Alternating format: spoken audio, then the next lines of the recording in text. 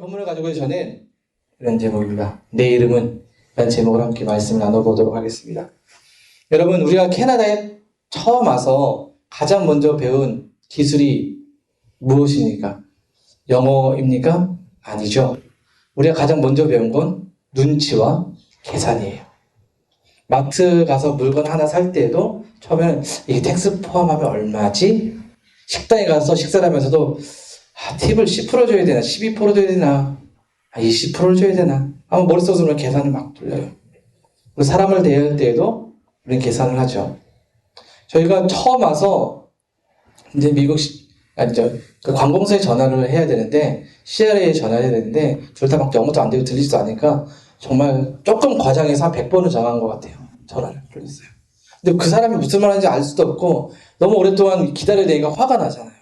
근데 그 화가 나도 그쪽에 전화를 딱 받으면, 헬로 받으면, 우리의 화는 잠시 누그러지고 가장 밝고 행복한 얼굴로 How are you?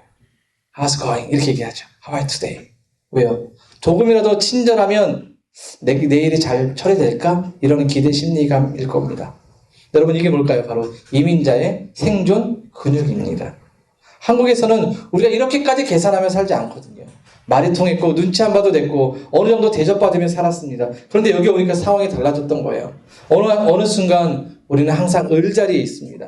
그래서 어떻게 해요? 손해보지 않으려고 더 계산하고, 무시당하지 않으려고 더 강해지고, 불이익당하지 않으려고 더 조심해요. 그렇게 하루 이틀, 1년, 2년, 10년, 20년 지나면 우리 안에 아주 단단한 머슬이 생기죠. 내가 나를 지켜야 한다는 그 근육입니다. 그런데 여러분, 이 근육이 우리를 살기도 했지만 한편으로 우리의 마음을 딱딱하게 만들 때도 있어요. 사람을 쉽게 믿지 못하고 손해보는 것이 두려워지고, 항상 그래서 한 발 뒤로 물러서서 계산하고, 그러다 보니 하나님과의 관계도 그렇죠. 내가 이렇게 하면 하나님이 이 정도는 해주시겠지. 내가 이만큼 헌신했으니까 이 정도 결과는 주셔야지. 근데 여러분, 이거는 신앙이 아니라 거래예요. 바로 여기서 우리는 이 본문 속에 나오는 한 사람이 떠오르죠. 바로 야곱입니다. 여러분, 야곱은 하면 내 인생은 내가 책임진다, 이 신념 하나로 살아온 사람이라고 할 수 있어요. 그는 태어날 때부터 남달랐잖아요. 어떻게든 형보다 먼저 나오려고 형의 발뒤꿈치를 잡고 나왔던 사람이 야곱이었습니다. 그래서 그의 이름이 붙잡는 사람, 속이는 자의 이름을 가진 야곱이었습니다. 인생의 방향이 그의 이름에 담겨져 있었죠. 그러다 보니까 야곱은 평생 계산을 하며 살아왔습니다. 형이 배고파할 때 그 찰나의 순간을 놓치지 않았죠. 형, 내가 팥죽 줄게. 장자권 팔아 나에게. 그랬잖아요. 아버지의 눈이 어두워지자 그것을 기회로 삼아 형 에서인 척 숨기고 들어가서 축복을 가르쳐요. 왜? 지금 잡지 않으면 안 되거든요. 그게 그의 인생의 방식이었어요. 그런데 야곱을 보면서 우리 그렇게 생각하죠. 야, 어떻게 저럴 수 있냐? 참 못됐다 라고 말할 수 있지만, 조금 들여다보면 이 이야기는 야곱만의 이야기가 아니라 우리의 모습일 때도 있어요. 낯선 땅에 살아남기 위해서 더 예민해졌고 더 계산적이고 더 지키는 사람이 되었습니다. 겉으로 괜찮아 보이지만 속으로는 놓치면 안 돼. 손해보면 안 돼. 내가 나를 챙기지 않으면 아무도 나를 챙겨주지 않아. 여러분, 이게 야곱의 방식이거든요. 그런데 오늘 말씀을 통해서 하나님께서 하시는 말씀이 있어요. 뭐예요? 야곱아라고 부르시죠. 이 뒤에 뭐가 부르십니까? 너 이제 그 이름으로 살지 말라고 말씀하셔요. 오늘 보면 28절에 보면 이렇게 말하잖아요. 이제 내 이름은 야곱이 아니라 이스라엘이다라고 말씀하세요. 여러분, 하나님은 우리의 환경을 바꾸시기 전에 우리의 이름을 먼저 바꾸시는 분이십니다. 야곱에게 이제 너의 이름은 이스라엘이라고 말씀하신 것은 과거의 이름이 아니라 이제는 하나님이 불러주신 새로운 사람으로, 그 이름으로 살아가라는 거예요. 그래서 우리가 오늘 이 야곱의 두 번째 이야기를 함께 묵상하면서 우리를 새롭게 불러주신 그 이름 앞에 우리 안에 깊게 자리 잡고 있는 그 생존의 근육을 넘어 믿음의 삶으로 나아갈 수 있기를 소망해 봅니다. 우리는 지난주까지 야곱이 형의 장자권을 빼앗는 이야기를 살펴보았어요. 형의 그 빡침과 분노 속에서 동생이 도망을 가죠. 그 형이 도망갈 때 이런 거였습니다. 야, 형이 화가 너무 많았으니까 조금 잠잠해지면 돌아오는 걸로 하고 너 지금 외삼촌 집에 가 있어. 그래서 좀 도망을 가요. 그런데 그 잠깐이 20년이 되었습니다. 무려 20년. 20년이면 감산에 2번이나 변하는 시간입니다. 사람의 인생이 완전히 다른 사람이 될 수 있는 시간이었죠. 이민생활 20년이면 이곳에서 완전히 털을 잡고 어느 정도 안정적인 삶을 살아갑니다. 그런 시간 동안 야곱은 어디 있었습니까? 외삼촌 라반의 집에 있었어요. 야곱이 어떤 사람이었습니까? 속이는 사람이라고 했잖아요. 계산이 빠르고 기회를 놓치지 않는. 그런데 외삼촌 집에 가보니까 자기보다 더 센 사람이 있던 거야.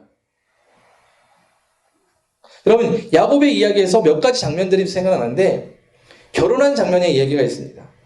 이게 외삼촌에 딱 가보니까 외삼촌에 2딸이 있는데 두 번째 딸이 너무 예쁜 거예요.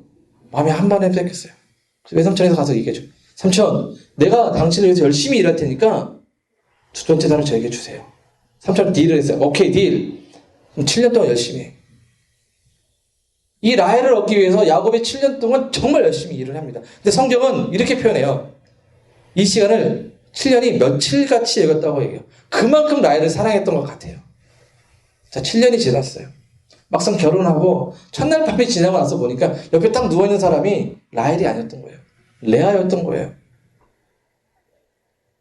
얼마나 그거 속임과 이 화와 이게 분노가 일어날까요? 말이 안 되는 일이잖아요. 그렇게 깨닫겠죠. 나보다 더한 사람이 있었겠구나.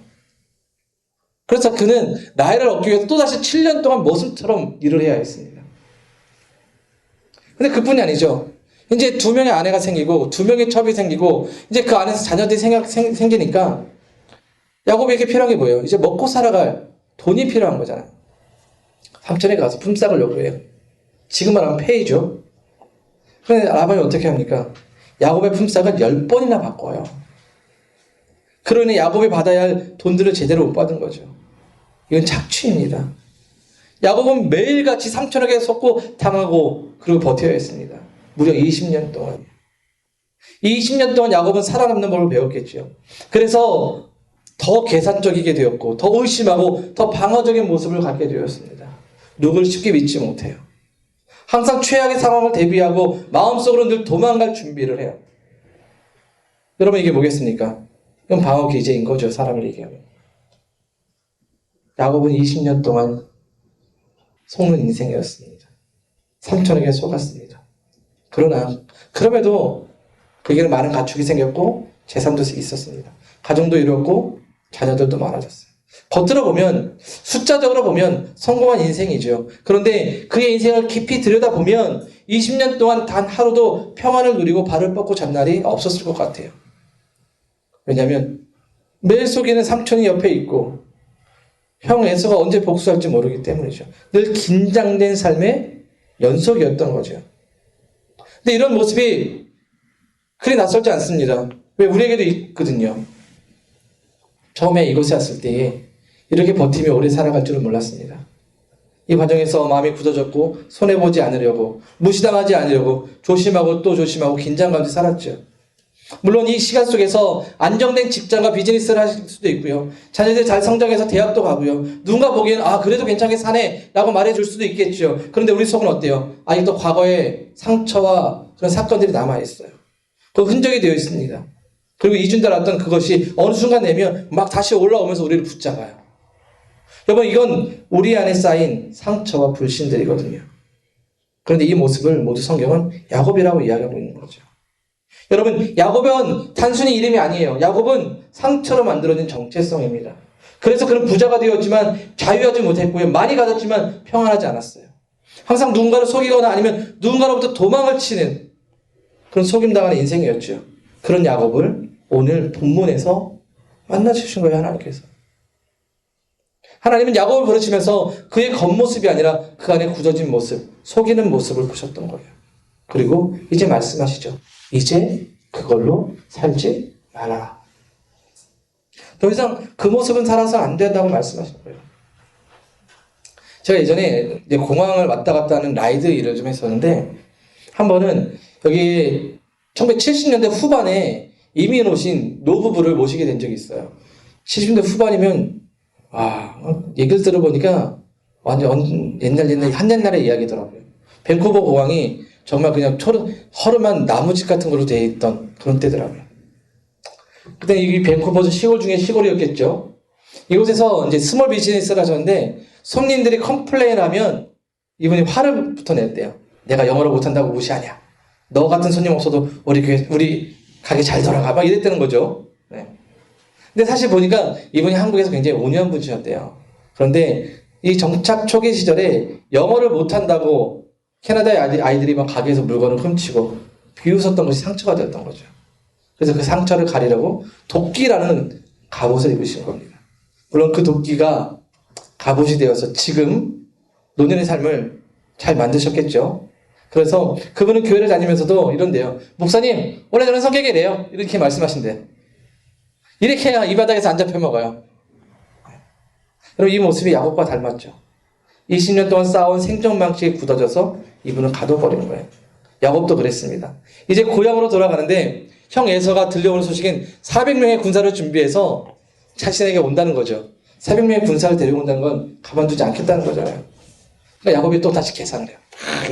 그래, 형의 화를 조금이라도 누러뜨리기 위해서 먼저 재산을 보냅니다. 가축을 보내요. 종들하고. 그리고 또 가족을 나눠서 보내요. 형에게 착착착 보내요. 하나씩 받으면서 그래도 형이 조금 누그러지지 않을까. 22절을 23절을 보시죠. 이렇게 되어 있습니다. 같이 한번 읽어보죠. 시작.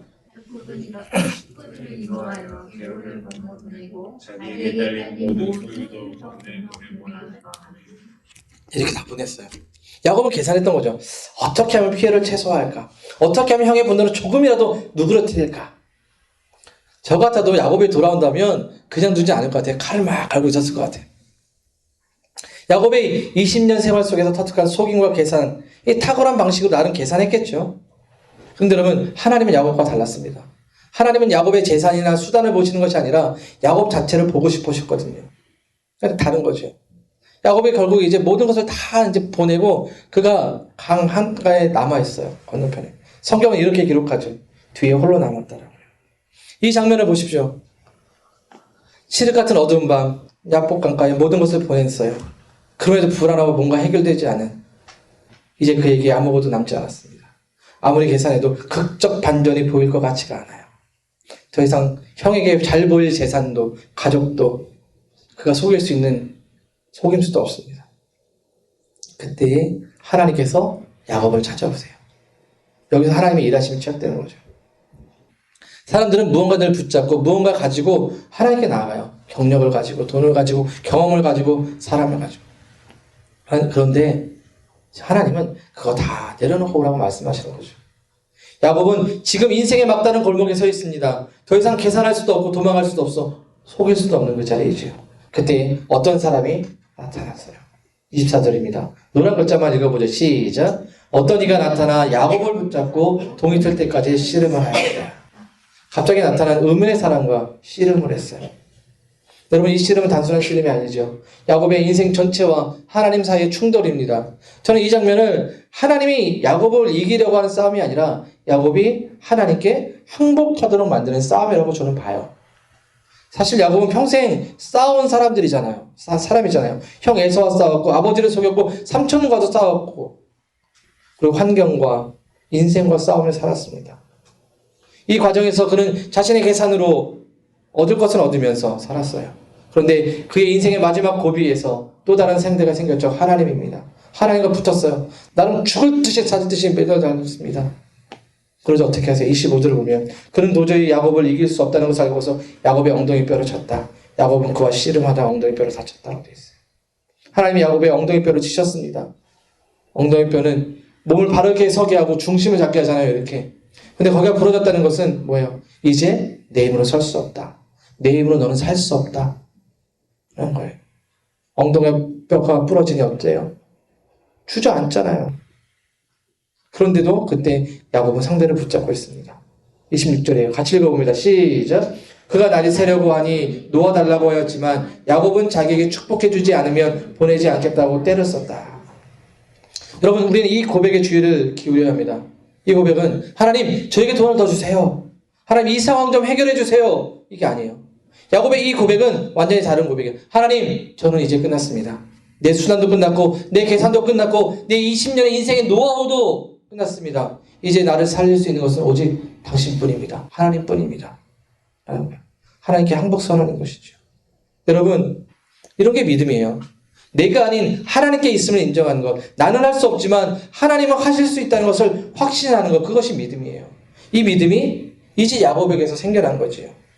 그 고백 앞에서 하나님께서 질문을 하시죠. 27절에 그가 야곱에게 물었다. 너의 이름이 무엇이냐? 야곱이 대답하였다. 야곱입니다. 하나님이 이 질문을 몰라서 묻는 게 아니시죠. 이것은 야곱에게 너 자신의 인생을 직면하게 하는 질문이에요. 그 야곱 속이는 자였잖아요. 하나님 앞에 하나님 저는 속이는 자였습니다. 였던 것이요. 저는 내 평생 내 힘으로 살려고 했던 사람이었습니다. 저는요 계산하고 붙잡고 살아가던 사람이었습니다. 이것도 말하는 거거든요. 자신을 인정했다는 거죠. 그렇게 직면한 그 자리에서 하나님의 역사가 시작되어집니다. 하나님께서 이제 야곱을 바꿔주시죠. 28절입니다. 같이 읽어봅니다. 시작. 내가 하나님과도 배웠고 사람과도 배워 이겼으니 이제 내 이름은 야곱이 아니라 이스라엘이다. 아멘. 야곱이 이름이 이제 이스라엘로 바뀌었습니다. 이건 우리가 이 캐나다에 살면서 영주권을 하거나 시민권을 딸 때 새롭게 이름을 바꾸거나 넣는 뭐 이런 게 아니에요. 이건 인생 자체의 체질이 바뀌는 사건입니다. 이스라엘, 여러분 이 이름의 의미는 하나님이 다스리신다, 하나님이 통치하신다라는 뜻입니다. 이제 야곱의 인생의 운전대는 하나님이 잡고 가고 계신다는 거예요. 야곱은 평생 자기가 스스로 운전대를 잡았어요. 더 빨리 가려고, 더 앞서 가려고, 더 많이 가려고 계속 풀 악셀을 밟았습니다. 신호를 무시하고 살았던 인생이었습니다. 그런데 하나님이 이제 그의 이름을 바꿔주시면서 내가 너의 인생을 인도할 거야. 내가 너의 인생의 운전대를 내가 붙잡을 거야 라고 말씀하시는 거죠. 여러분 이게 구원이고 이게 복음이에요. 사람들은 보통 과거를 지워주시는 것을 우리 생각하죠. 그런데 하나님은 그렇게 하지 않으세요. 야곱의 과거를 지우지 않으셨습니다. 속였던 시간, 도망쳤던 시간, 상처받고 상처 주었던 시간, 모든 것을 없애지 않으셨어요. 대신 그 조각을 다 모아서 이스라엘이라는 새로운 작품으로 만드신 거죠. 이게 은혜예요. 없었던 사람처럼 만들어주신 것이 아니라 그 사람 그대로 가지고 새롭게 만드셨던 겁니다. 오늘은 특별히 종려주일입니다. 종려주일은 예수님께서 예루살렘 성에 입성하실 때에 종려나무를 가지고 흔들었죠. 호산나 호산나 외쳤어요. 근데 여러분 그들의 속을 들여다보면 여전히 야곱이었어요. 왜요? 그들은 예루살렘에 들어오신 예수님을 통해서 자신들이 원하는 정치적인 문제, 먹고 사는 문제, 경제적인 문제, 건강의 문제 이런 것을 해결받기 원했거든요. 그래서 환호했어요. 하지만 자신들이 원하는 대로 흘러가지 않게 되죠. 어떻게 해요? 그들은 급변해요. 예수님을 십자가에 못 박아라고 대답하죠. 그들이 들었던 종려나무 가지는 정말 내동댕이 쳐줍니다. 이들은 예수님을 믿음으로 받아들였던 것이 아니었습니다. 이들은 거래를 하려 했던 거죠. 이것이 야곱의 방식이에요. 예수님을 진정한 구원자로 믿지 않고 예수님을 자신의 수단으로 사용하려 했던 겁니다. 이름만 신앙이고 속은 여전히 야곱의 상태인 거죠. 그런데 예수님은 그걸 다 하셨어요. 우리가 어떤 마음으로 따르는지, 어떤 계산을 하고 있는지, 얼마나 자기 중심적인지, 그럼에도 불구하고 예수님은 어떻게 하세요? 십자가를 가시잖아요. 그것을 도망치지 않으시고 변명하지 않으시고 침묵으로 그 자기의 십자가를 짊어지고 가세요. 그리고 십자가에서 온몸이 찢기고 뼈가 어긋나는 고통을 그대로 받으셨습니다. 왜요? 우리 안에 있는 야곱을 끝내기 위해서입니다. 우리가 평생 붙잡고 살던 그 계산, 그 불안, 그 자기 의지, 그 야곱성을 십자가에서 죽이신 거예요. 그리고 무엇을 주십니까? 새 이름을 주시죠. 야곱이 이스라엘이 된 것처럼 우리가 이제는 주님의 자녀인 그리스도인이 된 겁니다. 이것이 우리를 향한 선포이며 우리 정체성의 변화를 말씀하시는 겁니다. 그럼 그리스도인은요 더 이상 내 힘으로 살아가지 않아요. 왜요? 하나님이 다스리시는 그분을 따라 살기 때문입니다. 신앙은요 환경이 바뀌는 것이 아니라 이름이 바뀌는 겁니다. 고대 시대의 이름은 그 사람의 캐릭터를 보여주는 거였죠. 우리에게도 여러분 각자에게도 이름이 있죠. 여러분 제 이름에도 의미가 있어요. 저희 어머니가 드라마를 보시다가 그 나오는 캐릭터 이름이 좋아서 저를 지었대요. 좀 정직하고 순하고 이렇게 살았으면 좋겠다고. 저희 아버지가 엄청 속을 썩이셨거든요. 근데 저는 사실 제 이름을 좋아하지 않거든요. 너무 흔해서. 그 캐릭터를 보여주는 그 이름 속에서 이제 우리는 하나님께서 새로운 이름을 주셨잖아요. 그리스도인이라. 여러분 야곱을 보면요. 이제 평생 그 엉덩이 뼈가 부러진 것으로 인해서 저른 인생, 절름발의 인생을 살아가요. 그런데 가장 암울했던 그는 이제 하나님을 대면한 그 자리에서 분이엘로 새롭게 출발하죠. 자신의 힘으로 살 때는 야곱의 시간이었지만 하나님의 손에 붙들려 자신의 모습을 내려놓게 되었을 때에 비로소 새로운 아침, 분이엘의 하나님을 경험하게 되었던 겁니다. 여러분 제가 오늘 말씀을 마무리하면서 하나의 이야기를 하고 마무리하려고 하는데 제가 이번 주에 이제 많은 분들과 식사 약속이 있었거든요. 이제 한 분과 이제 식사를 하면서 그분은 교회를 다니지 않아요. 근데 그분의 아들 중에 한 명이 교회를 다니거든요. 아이의 신앙생활에 대해서 얘기하면서 저에게 이제 물어보셨어요. 그러니까 이 아이가 교회를 다니는 그 모티베이션, 그러니까 동기가 그 여자친구를 만났는데 여자친구가 교회를 다니는 친구였더라고요. 그래서 여자친구를 따라 교회를 갔어요. 네. 열심히 다니면서 세례도 받았고 교회에서 가르치는 목사님의 가르침도 잘 따랐습니다. 예, 이제 청소년 시기니까 저희 아이 또래 남자니까 얼마나 이게 혈기가 왕성하겠어요. 그잖아요. 욕구도 많고. 그러니까 근데 이제 이 여자친구가 교제를 하면서 서로 이게 약속을 했대요. 우리가 교회를 다니는 사람이니까 이런 육체적 스킨십이나 이런 것들은 우리가 좀 더 성숙해지고 관계가 발전되어지면 우리 그때 그렇게 하자 그래서 서로 약속을 했다는 거죠. 그런데 앞에도 말씀드렸지만 혈기가 왕성하다 보니까 이 남자가 이제 이것을 어떻게 할 수 없으니까 집에서 이제 부모님도 몰래 여친구 몰래 성인 잡지도 좀 보고 그랬나 봐요. 그리고 이제 학교 가면 이제 짧은 치마를 입고 오는 친구들도 슬쩍슬쩍 보고 그랬나 봐요. 근데 이게 마음에 찔림이 온 거예요. 상함이 온 거예요. 그래서 여자친구한테 가서 내가 이랬다. 참 너에게 참 미안하다 라고 얘기했던 거죠. 그러니까 보통은 어떻게 하겠어요? 그래도 이해해주고 용서해주지 않을까요? 여자친구가 단칼에 야 너는 나는 그런 사람하고 만날 수 없어 하고 단칼에 잘라낸 거죠. 이제 헤어진 거예요. 네, 헤어진 겁니다. 그러니까 그 아버지 입장에서는 굳이 가서 그 얘기를 왜 하냐는 거죠. 굳이 안 해도 될 얘기를 굳이 하는 이유가 뭐냐는 거죠. 그게. 근데 한 거 저한테 말씀하시는데. 근데 교회 다니면서 말씀하시는 게 목사님께서 가르침이 죄는 상대방에 대한 죄나 하는 잘못은 품고 있지 말고 꼭 고백해 주라고 이렇게 가르쳤대요. 그러니까 이제 여자친구가 다시 보지 말자고 했으니까 헤어졌으니까 여러분 어떻게 될까요? 보통 같은 남자애들이 거기서부터 교회를 다니지 않아요. 그죠? 근데 이 친구는 좀 다르더라고요. 여자친구가 보지 말자고 하니까 여자친구는 1부 예배를 다니니까 1부 예배 가고 그 아이는 2부 예배로 가더라고요. 또 고난중간 종료주일 되면서 그 교회에서 여러 가지 거룩한 금식들을 하는데 그 금식도 동참하고 있었더라고요. 제가 이 이야기를 다 들었던 생각은 이 아이가 그리스도인이 되었구나. 동기가 여자친구 때문에 교회를 갔지만 이제는 예수를 믿는 것 같은데? 이런 생각이 들었어요. 그러니까 과거에 몰랐을 때는 그냥 그렇게 살잖아요. 이게 죄인지 모르고 살거든요. 근데 우리가 예수를 믿고 깨닫게 되면 이 하나가 죄라는 것을 깨달아요. 그리고 우리 안에 떨림이 오거든요. 아마 이 아이가 변했던 것 같아요. 과거의 모습이 사라지고 이제 그리스도라는 새 이름을 갖게 되었을 때에 그의 인생이 하나님의 뜻 안에서 기준 속에 바뀌게 되었던 겁니다. 그래서 제가 그 아이의 아버지에게 이런 얘기 해줬어요. 아이가 신앙이 정말 순수하게 잘 자라고 있다고. 가정에 좋은 믿음의 씨앗이 될 것 같아요. 라고 제가 말씀을 드렸습니다. 여러분, 우리는 야곱 같은 인생이었습니다. 그러나 우리는 주님으로 인해서 이제는 야곱이 아니라 이스라엘이고 그리스도인이 되었습니다. 우리 이민의 삶의 현장은 여전히 어렵고 힘들겠죠. 내 마음대로 되지 않습니다. 그러나 우리가 그리스도인으로 살아간다면 우리 인생의 운전대는 우리 주님이 맡아주시기에 우리는 결국 가장 좋은 길로 인도함을 받게 될 것입니다. 이 말씀을 기억하시면서 이번 한 주간, 이 고난 주간을 살아갈 때에 우리의 계산을 내려놓으시기 바랍니다. 나는 원래 이래. 이제 그만하셨으면 좋겠어요. 저도 그러거든요. 네. 막 와이프랑 싸울 때, 내가 원래 이런데. 라고 하거든요. 내려놓으시고, 하나님 앞에서 정직하게 야곱임을 인정하고, 그리스도를 살아가는 은혜를 구하시기 바랍니다. 그때에 여러분의 삶에 분이엘의 은혜가 임하게 될 것입니다. 이번 한 주간 내 이름이 아니라 가장 당당하게 이스라엘, 그리스도인의 이름으로 살아가는 우리 모두가 될 수 있기를 주님의 이름으로 축원드립니다.